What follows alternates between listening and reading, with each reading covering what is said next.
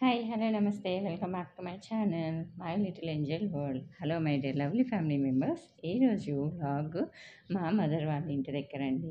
ఇక్కడ టైం ఎంత అయిందనుకున్నారు? 1:30 మిడ్‌నైట్ అయిందనమాట.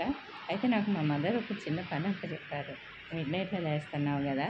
నువ్వు లేచినప్పుడు మినపప్పు నానేయి రేపొద్దున గారెలకి అనేసి చెప్పారనమాట. సో, నేనేం చేశాను, అది మైండ్‌లో పెట్టుకున్నా. అంటే డైలీ నేను లేసి కొంచెం సేపు వర్క్ చేసుకుంటాను మిడ్‌నైట్‌లో లేసి. ఎందుకంటే ఆ టైంలో నాకెవరు డిస్టర్బెన్స్ చెయ్యరు కాబట్టి. సో, ఇంగా నాకు 1:30 అయ్యేటప్పటికి నాకు నిద్ర రాట్ల. అరే! నేను మర్చిపోతానేమో, మర్చిపోతానేమో ఇట్లానే ఉంది థాటు. ఇంకా ఇట్లా కాదు, ఎళ్లి నానేసేద్దాం అనేసి కౌంట్ చేసుకున్నా. 6 అవర్స్ నానితే సరిపోయిద్ది కదా అని చెప్పేసి. అంటే అక్కడేంటంటే అమ్మ వాళ్ళకి మార్నింగ్ 6కి అట్లాగా వాటర్ వస్తాయి. ఆ లెక్క కౌంట్ చేసుకొని సర్లే వాటర్ వచ్చే టయానికి తను కడిగేసేసుకొనిద్ది. ఓకే. మనం నానేసేయొచ్చు అని చెప్పేసి లిటరల్లీ నేను 12:30 నుంచి వెయిట్ చేశాను. 6 అవర్స్‌కి కౌంట్ చేసుకొని. మదర్‌కి తెల్లారి లేచి చెప్తే, పిచ్చానే నీకేమన్నా? నేను నానేయమన్నాననుకో, ఏమైంది ఇప్పుడు? కాకపోతే ఇంకొంచెం సేపు అయ్యేది, లేదా నైట్ నానేసుకునేదాన్ని అనంది. ఇవి ఏంటంటే అదే రోజు ముందు రోజు నైట్ ఏంటంటే నేను నీరు దోస చేస్తాను అని చెప్పి నానేసాను. అది మా మదర్‌కి తెలియలేదు. తినేం చేసింది, ఒకటేసారి గారెలకి అండ్ దోసకి కూడా నానేయొచ్చు అని చెప్పేసి పక్కన చాటులో బియ్యం పెట్టేసింది. అయి నానేయమని చెప్పింది. నేనది వినిపించుకోలేదు. మళ్ళీ ఊపుకుంటూ ఎళ్లి పడుకుందాము అనుకున్నా. అప్పుడు మా మదర్ లేసింది. లేచేసి, "ఏంటి బియ్యం కూడా నానేసావా?" అంటే, "అది చెప్పలేదు కదమ్మా" అంటే, "చెప్పాను" అంది. ఓకేలే అని మళ్ళీ రిటర్న్ మా పిచ్చామూడ్ అనేసి మళ్ళీ వెళ్ళేసి ఇంకా దోసలకు కూడా నానేసా. అయితే ఆ రోజు ఏమైందంటే మొత్తం బిస్కెట్ అయిందనమాట. బియ్యం ఎక్కువైపోయినాయి దోసలకి. నేను నానేసింది ఏంటంటే అదేంటో సంజిగంటిలాగా అనిపించింది. అంటే ఏమైంది? ఓకే కదా! ఏమైంది? ఓకే కదా! చేసుకోవచ్చు కదా అనేసి అనుకోవచ్చు. కానీ అంటే ఒకటేసారి ఒక 1 వీక్ పైన దోస ఏసుకున్న వచ్చని బియ్యం నానేసారు మా మదర్. పెట్టారక్కడ. తను చూసుకోలే ఎన్ని అనేసి. నేను ఓకే ఇన్నేంటి అని నేను అనుకోలా. సో, ఇంకా అలా అన్నమాట. ఒక్కోసారి అలానే అయ్యిద్ది కదా! మీలో ఎంతమందికి ఇలా జరిగింది అనేది నాకు కింద కామెంట్ సెక్షన్‌లో చెప్పండి. ఇంకిక్కడ ఏంటి చెప్పులేసుకున్నానని అనుకుంటున్నారా? ఇది గోరింటాకు. నేను ఏంటంటే తలకి నాకు మొన్న చిన్న యాక్సిడెంట్ అయితే దెబ్బ తగిలింది. సో, ఈ తలకి ఇంకా మనం వేరే కెమికల్స్ అవి పెట్టొద్దు కదా వైట్ హెయిర్‌కి. సో, మా మదరు ఇంక అవన్నీ నరికిచ్చేసింది. ఇంట్లో పని ఉంది కదా! నరికిచ్చేసి ఇది తీసుకొని వెళ్ళి ఎండబెట్టి దాన్ని పొడి చేసుకొని పూలు పెట్టుకో, అంతేగాని అలా పెట్టుకోవద్దు, అలా అని వైట్ హెయిర్ ఉంచుకోవద్దు, వేరే ఏం వాడొద్దు అని చెప్పారనమాట. సో, ఇంకా సరే అని చెప్పేసి ఇంక నేను ఓకే చేశాను. ఇంకా తర్వాత అదే రోజు మా మదర్‌కి చెప్పా, "వేడి చాలా చేసిందమ్మా, కొంచెం సగ్గుబియ్యం చెయ్యి" అని. ఇంకా అమ్మ సగ్గుబియ్యం చేశాడు. ఏంటో నిజంగండి ఈరోజు అన్నీ బిస్కెట్ అయిపోయింది. ఇలా మీకెవరికైనా ఒక్కటే రోజు అన్ని పనులు బిస్కెట్ అయ్యాయా అనేది చెప్పండి. అంటే టేస్ట్ బాలేదని కాదు. అంటే మా మదర్ చేస్తే ఓ రేంజ్‌లో వండితే అది అంత ఎత్తుకి ఎళ్ళలేదన్నమాట. సో, నాకు నవ్వొచ్చింది. ఏందబ్బా ఇది ఇట్లా జరిగింది అనేసి. ఇంకా అలా ఉంది. ఓవరాల్‌గా అంటే మా పాపకి మా అమ్మ చేస్తే అంటే తెలివైన టేస్ట్ పీపుల్ లెవెల్ ఆల్వేస్ అందుకోలేరు అనే రేంజ్‌లో ఉంది. మా అమ్మ ఎలా చేసినా ఆబ్వియస్లీ పిల్లలకి తల్లి ఎలా చేసినా సర్టెన్ ఏజ్ వచ్చాక, ఇప్పుడు కాదు, ఒక ఏజ్ వచ్చాక ఎలా చేసినా గానీ అది నడుస్తదనమాట.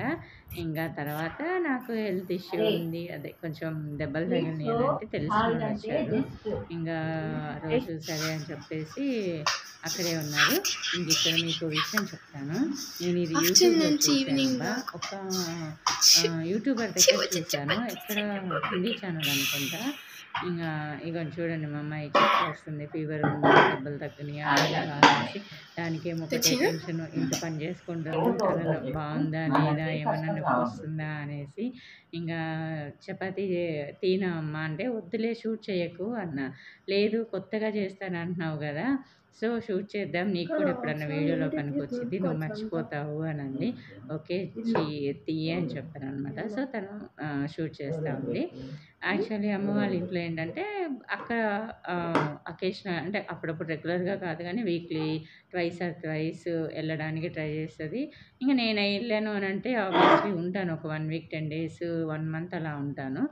ఇప్పుడైతే నా ఇష్యూ మీదే వచ్చాననమాట. నాకు దెబ్బలు తగిలేటప్పటికి ఆ రోజు మా మదర్ ఇంట్లో ఉన్నారు. ఇంక తీసుకెళ్తాను, ఇక్కడ చేసుకోలేకపోతుంది. చేసుకోలేదు, ఇంటికెళ్తే రెస్ట్ తీసుకుంటది అని చెప్పేసి అమ్మ తీసుకొచ్చిందనమాట. సో, ఇంగ సరే అని జెప్పేసి నాకు కొంచెం బావున్నా గానీ, అస్సలకి నాకెందుకో కూర్చోబుద్ధి కాదు. కాకపోతే మా మదర్ వాళ్ళ ఇంటికి, మా అక్క వాళ్ళ ఇంటికెళ్తే కొంచెం నెగ్లిజెన్సీ వచ్చిద్ది. అబ్బా! ఏం చేద్దాంలే వీళ్ళు చేసి పెడితే తిందామని. ఎక్కడెళ్ళినా నా చేతి వంట నేనే తినాలా అని అనిపిచ్చిద్ది అంతే. ఇంక అంతకు మించి ఇంకేం లేదు. ఆహ్, ఇక ఇక్కడేంటంటే ఇది ఒక యూట్యూబర్ చూపిస్తే చూసాననమాట. ఒక హిందీ ఛానెల్‌లో చూసాను. అయితే పేరు గుర్తులేదులెండి నాకు. చాలా రోజులైంది చూసి.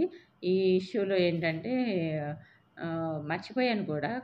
కాకపోతే ఈ ప్రాసెస్ గుర్తుపెట్టుకున్నా. ఎగ్జాక్ట్ అదా కాదా గుర్తులేదు కానీ ఇంతే ఉంది. అంటే మనం మడతలేసి చేస్తాం కదా! చపాతీకి.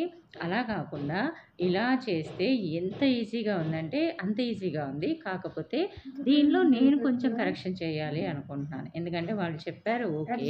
కాకపోతే అది ఎంత లావు, ఎంత మందం, ఎన్నుంటాయి, ఎలా ఉంటాయి అనేది చెప్పలా. మనం కనుక పలుచగా తినే వాళ్ళకి ఈ ప్రాసెస్ ఓకే. అంటే చపాతీలు మా అన్నయ్య అయితే సీ త్రూ ఉండాలంటారు. ఇటు నుంచి చూస్తే అటు నుంచి మనిషి కనిపించాలి. అంత పలచగా ఉండాలి అని అంటాడు చపాతీ. సో, అలాంటి వాళ్ళకైతే ఇప్పుడు నేను చేసింది, నేను కట్ చేసేది ఓకే. కొంతమందికి మందంగా కావాలి చపాతీ. పలచగా ఉంటే ఆకులాగా, పేపర్‌లాగా ఉంది అని అంటారు చూసావా? అలాంటి వాళ్ళకి ఈ సైజ్ సెట్ అవ్వదు. మనం చేసిన పిండిని 4 పార్టులుగా చేసి ఆహ్, అంటే మన ఇంట్లో ఉన్న మెంబర్స్‌ని బట్టి మనం ఎంత కలుపుతామో దాన్ని 4 పార్టులుగా చేస్తే ఒక్కో చపాతీకి మినిమమ్ అంటే లావుగా రావాలి అన్నా గాని 3, 4 అయితే పక్కా వస్తాయి. ఇదైతే నేను అంటే క్లియర్ చేసేస్తే బావుంటది కదా!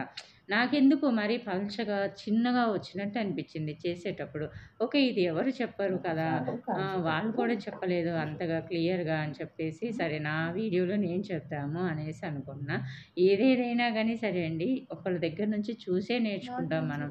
మనంతటికి మనం నేర్చుకొని మనకి ఎవరికి వాళ్ళు క్రియేటర్స్ అయిపోతే ఇంగ చూసేదెవరు, చేసేదెవరు కదా! సో, నాకేంటంటే అలా అనిపిచ్చిద్ది. ఓకే. మనం కూడా ఒకళ్ళ దగ్గర నేర్చుకున్నప్పుడు దానిలో ప్లస్‌లు, మైనస్‌లు చూసుకోవాలి. మేబీ వాళ్ళకి అంత థాట్ రాలేదేమో! వాళ్ళు చేసింది వాళ్ళకి సరిపోతాయేమో! మా ఇంట్లో ఏంటంటే నేను కొంచెం పలుచగా తింటాను. నేను, మా పాప కొంచెం పలుచగా తింటాం. మా మదర్ కొంచెం థిక్‌గా తింటారనమాట.